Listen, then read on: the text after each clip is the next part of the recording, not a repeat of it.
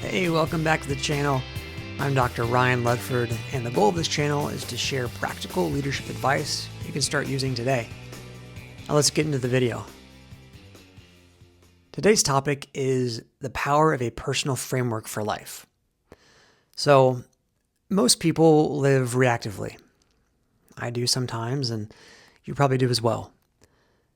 That's not because we want to, but it's because we don't have a framework. Now, a framework doesn't tell you what to think. Rather, it helps you decide how to think. So in this video, I talk about frameworks and how you can apply them in your life. Section 1, why life feels overwhelming. So when everything feels important, nothing feels clear. Another metaphor is if everything is an emergency, then nothing is an emergency. You've probably heard that one before as well. Without a framework, priorities shift daily. You've seen that and I've seen that. Without a framework, decisions feel heavier. Even the smallest of things seem to be more difficult and weightier and emotional. And also without a framework, stress increases. I've seen that in my life when I tend to focus on things that don't matter or branch off of the framework I have. Things seem to be stressful. That's because I'm misaligned, but that's a topic later in a moment. We'll talk about alignment, but stress does increase when you don't have a framework. So clarity doesn't come from just doing more things. You've probably seen it, and I've also seen it, where you pile on a bunch of different things and things seem to just continue to go and you don't really get anything done. Rather, clarity comes from knowing what matters. I'll say it again. Clarity comes from knowing what matters. Like I said, we all know if we just do more things, things just continue to pile up and they don't really get done. It's not meaningful. So what does help, though, is knowing what your priorities are, knowing what matters to you, and then focusing on those tasks, focusing on the things to accomplish and support the things that matter to you. For me, as a Christian, I've written out 5 B's, and I work towards these B's each and every day. Now, the B is B-E, the word, and I choose to be certain things each day, and they're Christ-centered, they're Christian-centered, and the inspiration actually for the list came from a colleague of mine, Dr. Mike. If you're watching this video, I appreciate you, and I really value your friendship, and hope all is well. So I'll get into the 5 B's. My 5 B's are be faithful, be trustworthy, be disciplined, be courageous, and be a great husband. I do these 5 things each and every day. I make a focus to do these things each and every day. Now this leads me to the next section. Section 2, what a personal framework does. My personal framework is the 5 B's. And so my 5 B's reduce mental clutter. And frameworks overall reduce mental clutter, but my 5 B's do. They help me organize and structure how I want to go about the day. So I don't have as much clutter in my mind to decide what I want to do if I have a task that comes up or I have some sort of deadline. Well, these 5 B's help guide me in this process of what I want to do and reduce that mental clutter. It reduces the decision time as well, typically. It also creates consistency. I know that I'm going to answer the questions based on these 5 B's pretty consistently. If what I'm being asked to do changes whether I'm going to be faithful or not in anything that I do, whether it be a Christian or faithful to my wife, to my word, if I'm asked to do something, I can guarantee you, if it breaks the being faithful part, then I'm not going to do it. And this helps create consistency. A framework also helps you say no without guilt. And this goes back to the consistency part. So for example, if someone asks me, hey, let's go out for drinks, and then we're going to go to a strip club, and we're going to go do all these things, I'm going to say no. And I'm going to say no without guilt because, one, I'm a Christian, but 2, the 5 B's help guide me in that process. It reminds me to be faithful. I use this as a reminder, as a framework. It helps guide me. And so I can say these things without guilt. Also, frameworks answer questions like, what deserves my energy? Let me say that again. What deserves my energy? The framework can help guide you in that and answer that question.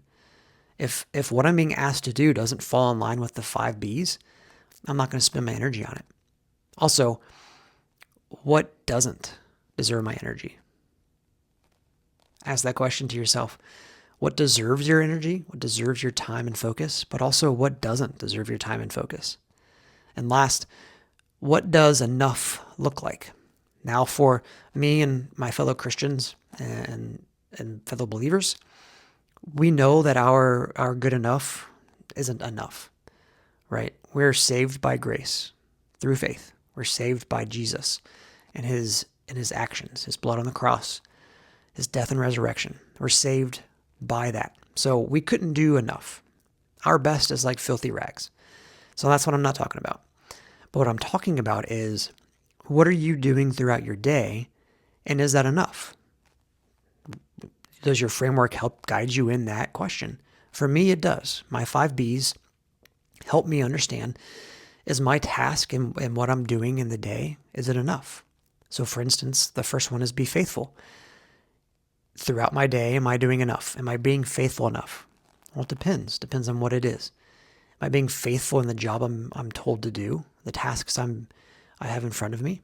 If I'm faithful in accomplishing them, yeah, I'm doing enough. Am I trustworthy? Am I disciplined? Am I courageous? Am I being a great husband? Look at those things in your life, and if you want to use the B's, adapt them. Are you doing enough? And what does that look like? And the framework can help you in that. Next section is section 3. Frameworks create stability. And what I mean by that is, it's not control necessarily. So don't think of stability as control, but rather, like I mentioned before about alignment, think about frameworks as alignment. I'll say that again. Consider frameworks as alignment. What are you doing that is aligning with your values? And when your actions match your values, life feels quieter, even when it's really busy. I'll say it again. When your actions match your values, life feels quieter. You could say it this way. Life feels stable. Life feels purposeful. When your actions match your values, life feels worthwhile, stable, worth doing, quieter, peaceful. Whatever word you want to put in there, when your actions match your values, it feels good. And frameworks can help create that stability and that purpose in your life as well. Last section, section 4, start simple. So a framework doesn't need to be complex. I'd rather it be very simple. Also, a framework needs to be honest. So, because a framework needs to be simple, doesn't need to be complex, it needs to be honest, what I want you to do right now is take out something to take notes on. It can be a piece of paper. It can be a phone. If you want to type it out, it can be a computer, type it out. Well, whatever it is, put pen to paper, pencil to paper, fingers to keyboards or whatever. Start with what matters to you. Write down a list. Start small. What matters to you? Start simple. It can matter to you in your home life, your work life, as a friend, as a family member, whatever you want to write down. But start small. The list can be short. The list can be long. That doesn't matter at this point. But start. That's what matters, is just starting with writing it down. And again, you can pause at any point. The next one is, what drains you? Write down the things that drain you, whether it's mentally, physically, emotionally, spiritually. Write those things down that drain you. A lot of times we find in our lives that a lot of things drain us, and that's a bigger topic, a bigger discussion that we'll have at some other point. But for now, write down the things that drain you. Next, write down what supports your growth. It could be personal growth support. It could be financial growth support. It could be spiritual, personal, employee related, work related. Make a list. Write down, you can categorize them. Write down the things that support your growth. It could be frameworks. It could be people, friends, habits. There's a multitude of things that it could be. Write those things down. And again, they can be in categories. Now, what I want you to do now, after you've written all them down, is to think about them. Take a few moments, a couple minutes. The amount of time is yours. I would do no more than a few minutes per at this point. Come back to it too. But reflect on each of these categories. Reflect on what matters to you. Reflect on what drains you. And reflect on what things support your growth. Just know that over time, these things are going to change. You can refine these things over time. The things that matter to you may grow. They may decrease. The things that drain you, they may grow, but they also may decrease.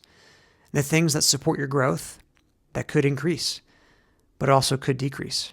And that's fine, because maybe the things that support your growth, they decrease, but the ones that stay, the ones that stick around, become more meaningful. The things that support you become more meaningful. The things that drain you become less meaningful. And you start to care less about the things that really don't matter. So stew on that for a while. All right. I put a lot on this, gave you a lot today, but I've written down the framework that I use, my 5 Bs, and they're in the video description. It's there for anyone who wants structure without rigidity. So I want to say thank you again for watching the video. If you have questions or you'd like to share your story, please comment below. Don't forget to like and subscribe, and I'll see you on the next episode where I talk about discipline versus motivation. And as always, be faithful, be trustworthy, keep going.